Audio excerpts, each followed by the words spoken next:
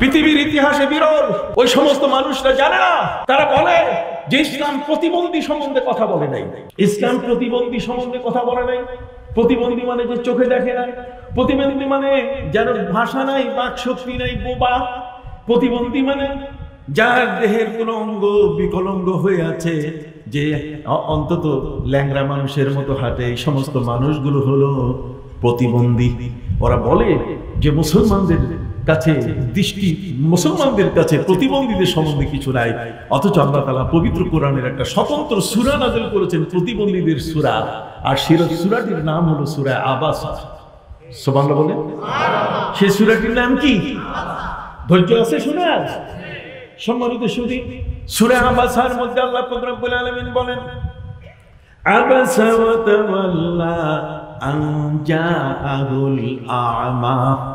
হে নবী, আপনি মুখ ফিরাচ্ছেন এ কারণে যে আপনার কাছে একজন দৃষ্টি প্রতিবন্ধী, চোখ নাই, একটা অন্ধ মানুষ আসতেছে। কথা বলেন না? তাহলে দৃষ্টি প্রতিবন্ধীর কথা কোরআনে আছে কিনা? একটা হাত উঁচু করে বলেন না। খুব সংক্ষিপ্ত ভাবে আপনাদের কাছে বলে যেতে চাই, দৃষ্টি প্রতিবন্ধী মুসলমান অ্যাজ এ অল স্কলার সব দিক থেকে একজন মুসলমান পূর্ণ হবে। তার হাতে কোরআন আছে। কোরআন হচ্ছে এমন একখানা কিতাব, আল ইয়াউমা আকমালতু লাকুম দীনাকুম ওয়া আতমামতু আলাইকুম নি'মাতি ওয়া রাদিতু লাকুমুল ইসলামা দীনা।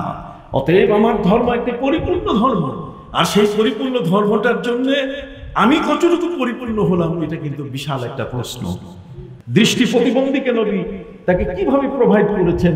নবী করিম সাল্লাল্লাহু আলাইহি ওয়াসাল্লাম তাকে দায়িত্ব দিয়েছেন ভাইস চ্যান্সেলরের দায়িত্ব। তাহলে চোখ যার নাই সে লোকটাও দায়িত্ব পালন করতে পারে। শুধু তাই নয়, হযরত আব্দুল্লাহ ইবনে উম্মে মাকতুম রাদিয়াল্লাহু তাআলাকে নবী করিম সাল্লাল্লাহু আলাইহি ওয়াসাল্লাম তার মসজিদের মুয়াজ্জিন বানাই দিয়েছেন। কাবার মুয়াজ্জিন তিনি ছিলেন। নবীজির মসজিদের মুয়াজ্জিন কয়জন ছিলেন? 4 জন। কয়জন? হযরত বিলাল ইবনে আবি রাবাহ, হযরত বিলাল, আরেকজন ছিলেন হযরত আবু মাহজুরা, এরপরে ছিলেন আব্দুল্লাহ ইবনে উম্মে মাকতুম, আর তৃতীয় জন ছিলেন আব্দুল্লাহ ইবনে যায়েদ ইবনে আব্দে রাব্বি। কথা কথা এই 4 জন ছিলেন নবী করিম সাল্লাল্লাহু আলাইহি ওয়াসাল্লামের মসজিদের কি মুয়াজ্জিন। তার মধ্যে দৃষ্টি প্রতিবন্ধী, চোখে দেখে না, নবী করিম সাল্লাল্লাহু আলাইহি ওয়াসাল্লাম তাকেও মুয়াজ্জিনের দায়িত্ব দিয়েছেন। এক দিলেন মাদ্রাসার ভাইস চ্যান্সেলর বানালেন, আর ওদিকে কি মুয়াজ্জিন বানাই দিলেন। সুবহানাল্লাহ বলেন। তৃতীয় আর কি করলেন?